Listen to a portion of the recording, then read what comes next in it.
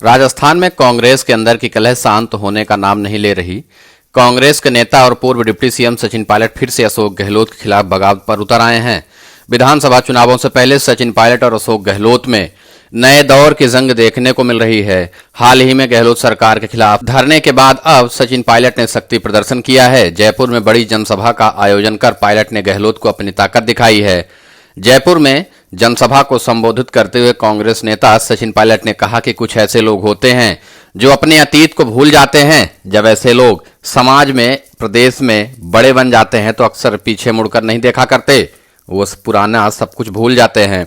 लोगों से पायलट ने कहा, ये सब हम लोगों के लिए महत्वपूर्ण है। हम लोगों को वो सब करना चाहिए जो देश को आगे बढ़ाने और देश की उन्नति में काम आए। अपने समर्थकों को संबोधित करते हुए सचिन पायलट ने कहा कि हमेशा वो आगे बढ़ा है जो एकजुट रहा है। आपस में खंडित होंगे तो हम लोग कभी आगे नहीं बढ़ पाएंगे। पायलट ने कहा कि बहुत सी ऐसी शक्तियां हैं जो दरार डालना चाहती हैं, इन सब से हमें बचकर रहना है। उन्होंने कहा कि समय के साथ चुनौतियां बढ़ती जा रही हैं, हमें इन चुनौतियों से लड़ने के लिए आगे बढ़ना है, हमें सत्य की लड़ाई लड़नी है। पायलट ने कहा, हर व्यक्ति के जीवन में उतार चढ़ाव आते हैं, जो मेहनत करेगा, लोगों को साथ लेकर चलेगा, वही आगे बढ़ेगा। हमें अपने विश्वास और संकल्प पर दृढ़ रहना है, अंतरात्मा की आवाज को सुनना है। सचिन पायलट फिर से गहलोत के खिलाफ मुखर हो चुके हैं। हाल ही में उन्होंने जयपुर में सरकार के खिलाफ धरना भी दिया था।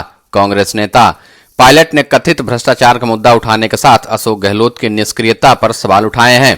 पार्टी आलाकमान की चेतावनी के बावजूद पायलट ने मंगलवार को जयपुर के शहीद स्मारक पर इस मुद्दे को लेकर एक दिन का अनशन किया था। सचिन पायलट आज जयपुर और झुंझुनू जिले के कार्यक्रम में शामिल हुए। वो झुंझुनू में शहीद शिवराम गुर्जर की प्रतिमा का अनावरण किया। वहीं मुख्यमंत्री अशोक गहलोत, प्रदेश प्रभारी सुखजिंदर सिंह रंधावा और प्रदेश अध्यक्ष गोविंद सिंह डोटासरा के साथ 3 दिवसीय दौरा शुरू होगा। इस दौरान ये नेता कांग्रेस कार्यकर्ताओं से बातचीत करेंगे। मुख्यमंत्री 17, 18, 20 अप्रैल को कांग्रेस पार्टी और पार्टी समर्थक विधायकों से 1-to-1 संवाद कर चर्चा करेंगे। यह कार्यक्रम तब तय किया गया जब सचिन पायलट भी झुंझुनू और जयपुर के शाहपुरा में कार्यक्रम में शामिल हो रहे हैं। ऐसे में मुख्यमंत्री अशोक गहलोत और डिप्टी सीएम सचिन पायलट की एक साथ दौरे ने कई संकेत दे दिए हैं। इन दौरा कार्यक्रमों को देखते हुए राजस्थान में सियासी पारा हाई हो चुका है। सचिन पायलट जयपुर में अशोक गहलोत के खिलाफ एक बार फिर से मुखर हो चुके हैं। उनका साफ साफ कहना है कि हमारे साथ अन्याय हुआ है। राजस्थान की जनता जानती है कि किसे चुनना है। हमारे बीच लड़ाई करवाने की कोशिश की जा रही है, हमारे लोगों को तोड़ा जा रहा है। उससे पहले कि हम कमजोर पड़े, हम सबको एकजुट होकर रहना है। अशोक गहलोत को भी नसीहत दे डाली है कि अगर आप हमसे लड़कर सोचते हैं कि सत्ता में पहुंच जाएंगे तो यह मुश्किल होगा। सचिन पायलट ने साफ कहा कि हमारे साथ मिलकर ही आप सत्ता तक पहुंच पाएंगे। बीते हफ्ते जयपुर में धरना प्रदर्शन के बाद कांग्रेस हाईकमान और कांग्रेस प्रभारी सुखजिंदर सिंह रंधावा लगातार इस बात का प्रयास कर रहे थे कि सचिन पायलट के ऊपर कोई कार्रवाई की जाए, लेकिन अभी तक कोई ऐसा कदम नहीं उठाया गया।